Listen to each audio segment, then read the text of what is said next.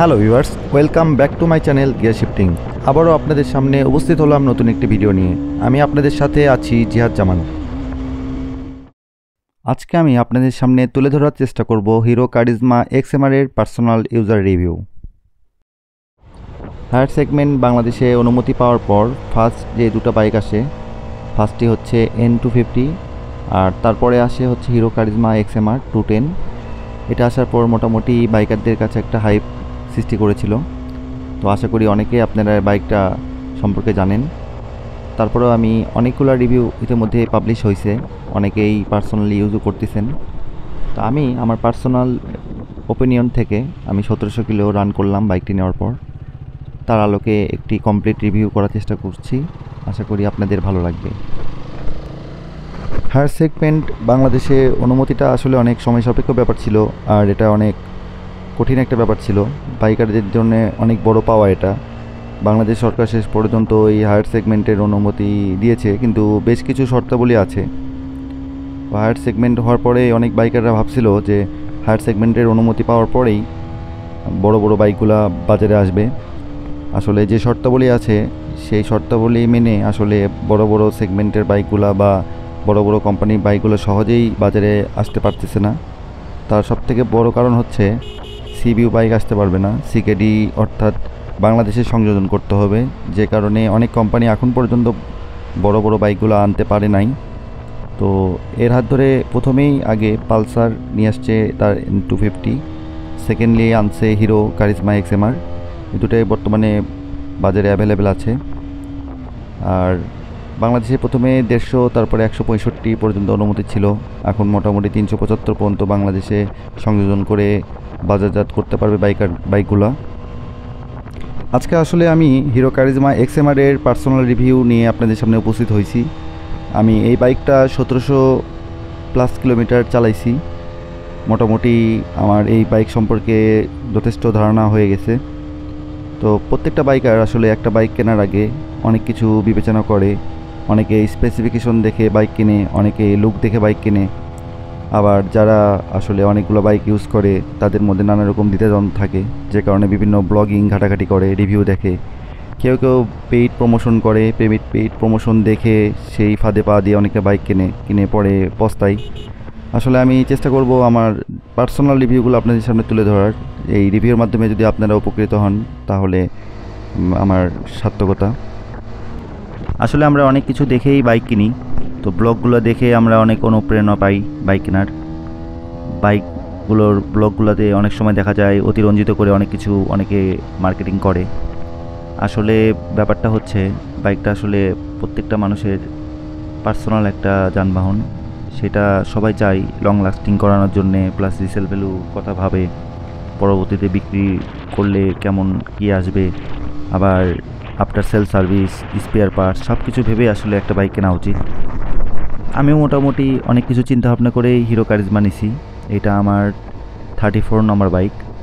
এর আগে আমি অনেক কয়টা R15 CBR চালাইছি। তো 32 নম্বর বাইকও আমার CBR ছিল। তারপরে আমি একটা SF নিছিলাম, তো SF-এর পর এইটা নিছি। তো কারিজমা নেওয়ার বেশ কিছু রিজন আছে। আসলে বাংলাদেশে অফার প্রাইজে কারিজমা সেল করতেছে। এটা রেগুলার প্রাইস 5 লাখ টাকা, তো অফার প্রাইস আমি 4 লাখ টাকায় পাইছি। তো অনেক কিছু চিন্তা ভাবনা করে বিবেচনা করে আসলে কারিজমা নেওয়া। এখন হিরোর রিসেল ভ্যালু অবশ্যই ভাবতে গেলে অন্য বাইকগুলোর মতো ইয়ামাহা, সুজুকি, হোন্ডার মতো আসলে রিসেল ভ্যালু হবে না।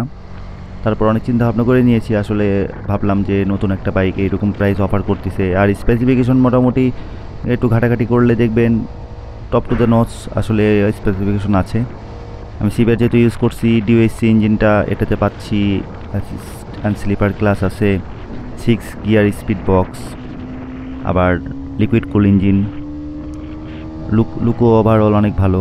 আবার 210 সিসির একটা ইঞ্জিন, 25.5 bhp, মানে সব কিছু বিবেচনা করে বাইকটা নেওয়া। আর সবথেকে বড় কথা, আমি 1700 কিলো চালাই আমার যে ফিলগুলো হয়েছে, সবথেকে বেস্ট ফিলটা হয়েছে যে এটার ব্যালেন্স এবং কন্ট্রোলিং আর ব্রেকটাও তারা মোটামুটি অনেক আপডেট বলা যায়। তাদের ব্রেকিং সিস্টেম বাইবেরের ব্রেক সিস্টেম ইউজ করছে, সাথে 2টা petal disc with ABS braking system. আর ডিস্কের যে ডাইমেনশন সেটাও অনেক বড়, 300 মিলিমিটার। ধরা যায় যে R15 CBR চাইতে অনেক বড় ডিস্ক।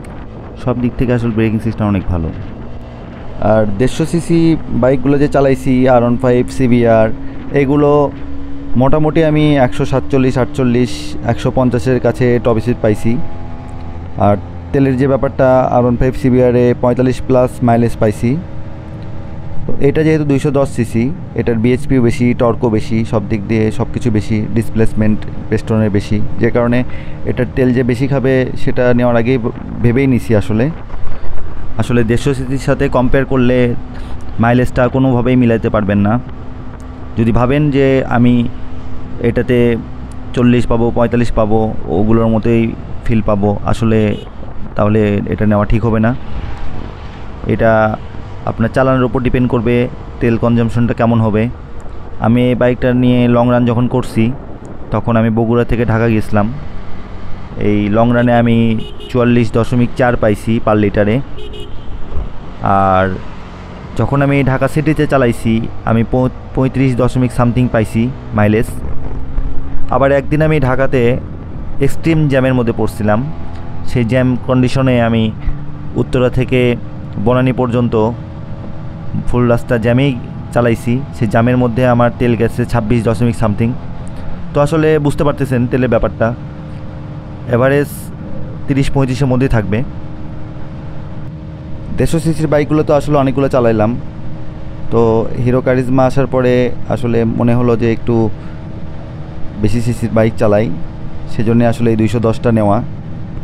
অনেক কিছু চিন্তা ভাবনা করে, অনেক ব্লগিং দেখেই আসলে বাইকটা নেওয়া। তো আসলে এই বাইকটার বেশ কিছু সুবিধা আছে, বেশ কিছু অসুবিধাও আছে, সব কিছু জেনে শুনে নেওয়া ভালো। তো যারা নেবেন তারা হাইটটা আসলে বিবেচনা করবেন। এই বাইকটা অনেক উঁচু একটা বাইক, মানে আমি 6 ফুট উচ্চতা আমার। তো এই বাইকটা আমি যখন বসি, 2 পা সমানভাবে 2 পাশে পড়ে।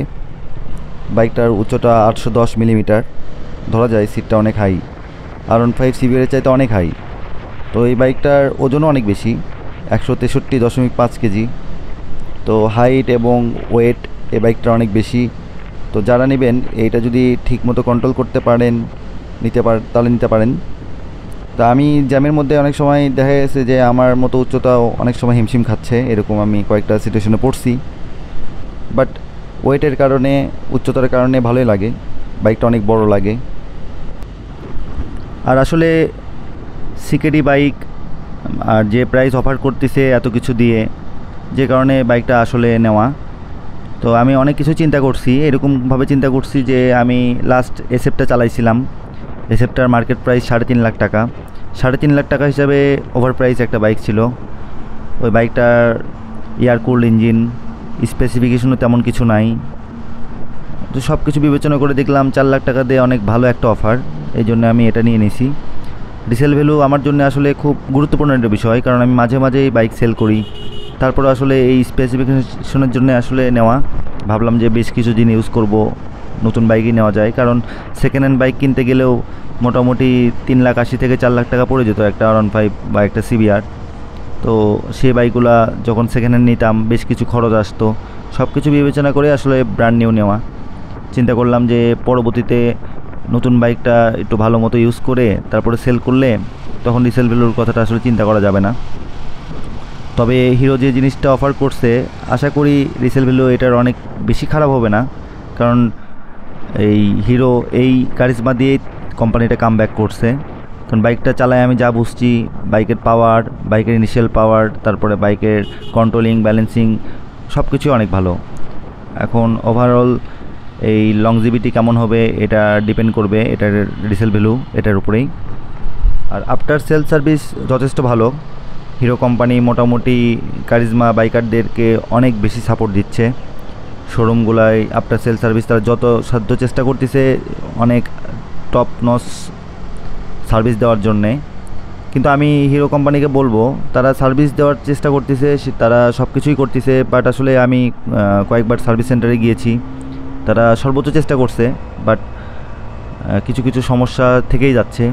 সেগুলো বলে হয়তো বা নোট ডাউন করে দিচ্ছি, তারপরে দেখা যাচ্ছে যে তারা সব কাজ করতেছে, করে যখন নিয়ে আসতেছি সেই সমস্যাগুলো আবারও পাচ্ছি। এরকম ফিল হয়েছে আমার কাছে। তো আশা করি সামনের দিকে এটা ঠিক হয়ে যাবে। আর এই বাইকের স্টার্টিং সাউন্ড, মানে ইঞ্জিনের যে সাউন্ড থাকে, প্রাইমারি বেসিক যে সাউন্ড স্টার্টিংয়ের পর, এটা অনেকেরই পছন্দ হবে না। সাউন্ডটা একটু ঝাঁঝরা টাইপের। এই সাউন্ডটা অনেকেই যারা নতুন বাইকার আছেন বা বেশি বাইক ইউজ করেন নাই, তারা প্রথমে এটার নেতিবাচক একটা মনোভাব দেখাবে যে সাউন্ডটা এমন কেন, বাইকের সাউন্ড ভালো না। তা আসলে যেহেতু ডিসপ্লেসমেন্ট বড়, বাইকের সেগমেন্টটা আলাদা, একটু বড় সিসি, সেজন্য আমি মনে করি যে এই সাউন্ডটা আসলে নয়েজটা হওয়ার কারণ এটাই। যত বড় সিসির বাইকগুলো দেখবেন যে তত বেশি নয়েজ থাকবে ইঞ্জিনের।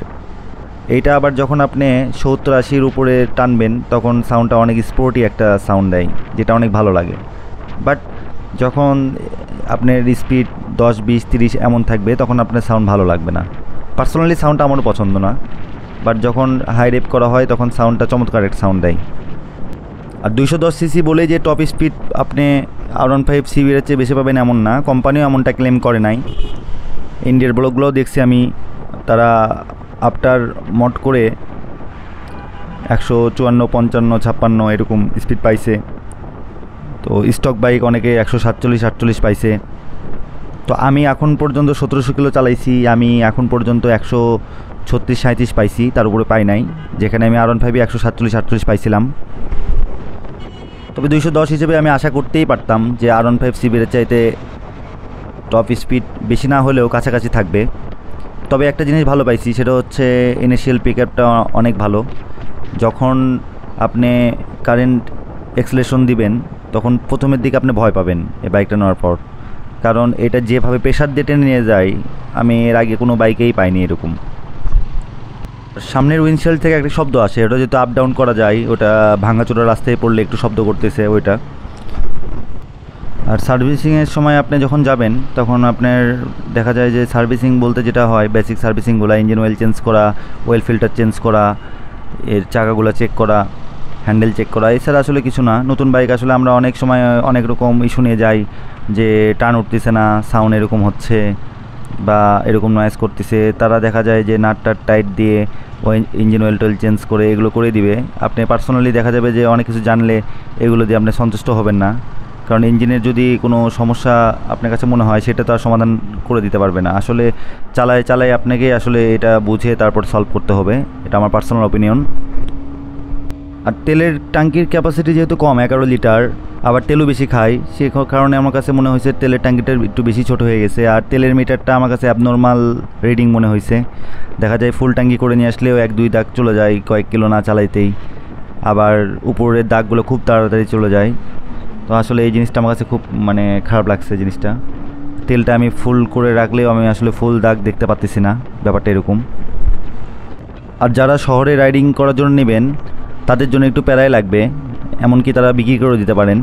কারণ প্রথমের দিকে একটা জিনিস আমি দেখলাম যে এই বাইকটা 5000 RPM-এর মধ্যে বাইকটার সাউন্ড নয়েজ যথেষ্ট নয়েজ করে, প্লাস বাইকটা আসলে ডেড টাইপের বলা যায়, ইনিশিয়াল পিকআপ ওইভাবে নাই। যখন 5000 RPM ক্রস করবে তখন বাইকটা যে পরিমাণ আপনাকে টেনে নিয়ে যাবে তখন আপনার ভয় লাগবে।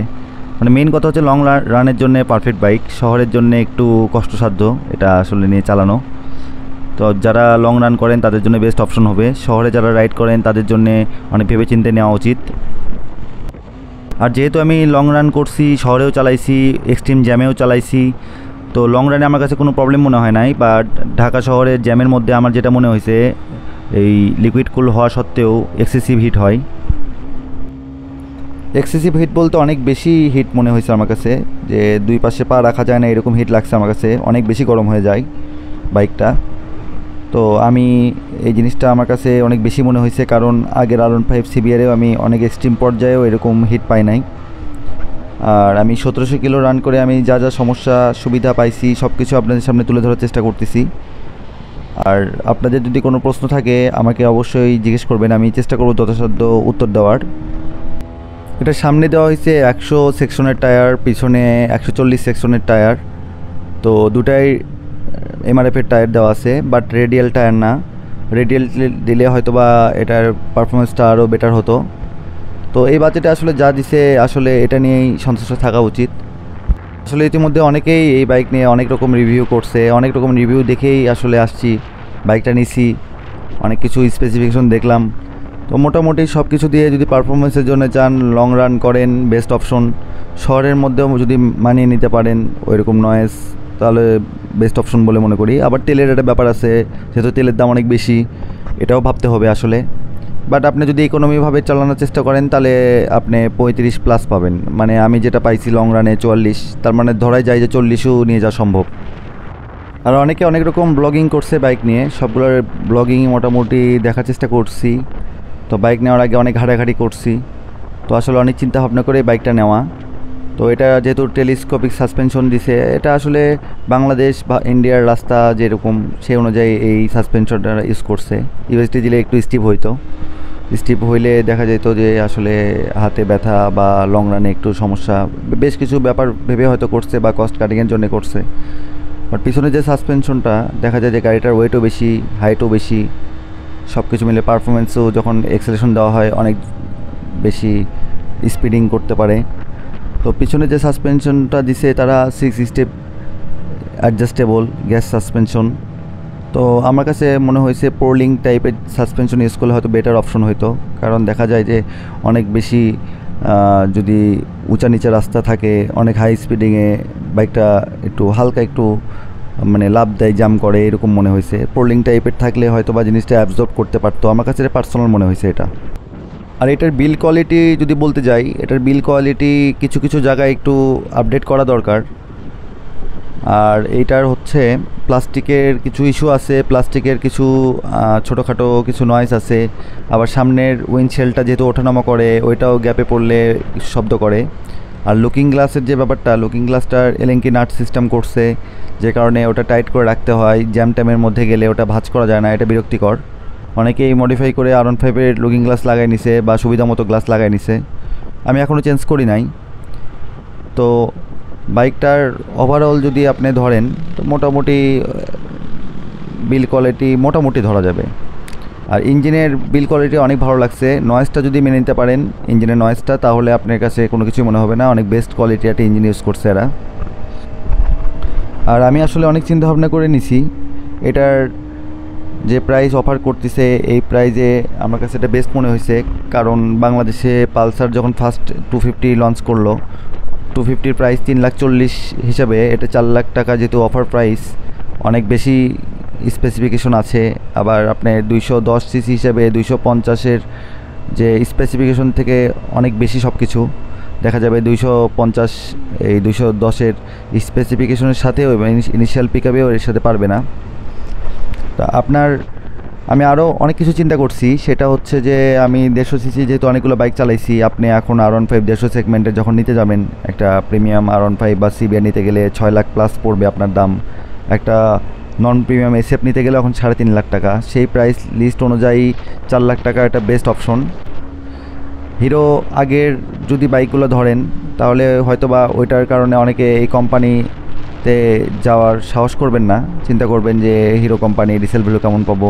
বাট আমার মনে হয় কারিজমা দিয়ে হিরো কোম্পানিটা কামব্যাক করছে, সামনের দিকে আরও ভালো ভালো কিছু অপশন আসবে, তখন আপনারা ওগুলো অপশনের মধ্যে বেটার অপশন নিজেরাই বুঝতে পারবেন। তা আমি ওভারঅল একটা রিস্ক নিয়ে দেখলাম যে R15 CBR চালানোর পর আমার কাছে আসলে আমি আশাহত হই নাই, আমার কাছে যথেষ্ট ভালো লাগছে। এটার ইনিশিয়াল পিক আপ যথেষ্ট ভালো।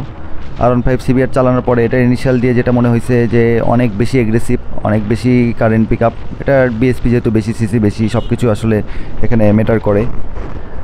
আর আমি আরেকটা জিনিস চিন্তা করছি, সেটা হচ্ছে যে আপনারা যখন এই ওভার প্রাইজে 150 সিসি বিভিন্ন বাইক নিচ্ছেন, যখন দেখা যাবে ইয়ামাহা, সুজুকি, হোন্ডা যখন তারা হায়ার সেগমেন্টের CKD বাইকগুলো আনবে, তাদের প্রাইস রেঞ্জটাও অনেক বেশি হবে। যে প্রাইস রেঞ্জে আসলে দেখা যাবে তখন বেটার অপশন হিরোই মনে হতে পারে বা বাজাজই মনে হতে পারে। আসলে সব কিছু চিন্তা করে আসলে বাইকটা নেওয়া। যখন ওই রকম হাই প্রাইস রেঞ্জের বাইকের সাথে তুলনা করবেন, তখন দেখা যাবে এই বাইকের আসলে কম বলতে কিছুই না, অনেক বেশি কিছুই আছে, ওগুলোতে অনেক কিছু কম থাকতে পারে।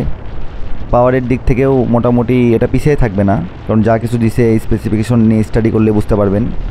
তো মোটামুটি ভালো মানের ফুয়েল, যেহেতু এটা অকটেন ইউজ অনলি বাইক, ভালো মানের ফুয়েল না ইউজ করলে বাইকে বেশ কিছু জটিলতা আসবে, পারফরমেন্স সেভাবে পাওয়া যাবে না বাইকের, তখন দোষ দিয়ে লাভ হবে না আসলে। বাইকের আমাদের বাংলাদেশে যেহেতু রন গ্রেডটা আসলে কম পাওয়া যায়, এগুলো বাইকের রন গ্রেডটা আপডেট দিতে হয়, এটা আসলে একটা ঝামেলার বিষয়। তো মোটামুটি ভালো মানের ফুয়েল ইউজ করার চেষ্টা করতে হবে, যত সাধ্য চেষ্টা করতে হবে যতটুকু ভালো তোলা যায়। তো এই তো ছিল আমার ব্লগ, আশা করি আপনাদের ভালো লাগছে। আপনারা ভালো লাগলে সাথেই থাকবেন, চ্যানেলটি সাবস্ক্রাইব করবেন। আর আপনাদের যদি কোনো প্রশ্ন থাকে এই বাইক নিয়ে, আমি চেষ্টা করবো তত সম্ভব আপনাদের অ্যান্সার দেওয়ার। আজ তাহলে এই পর্যন্তই, আবারও আপনার সামনে উপস্থিত হবো নতুন কিছু নিয়ে। সে পর্যন্ত আল্লাহ হাফেজ।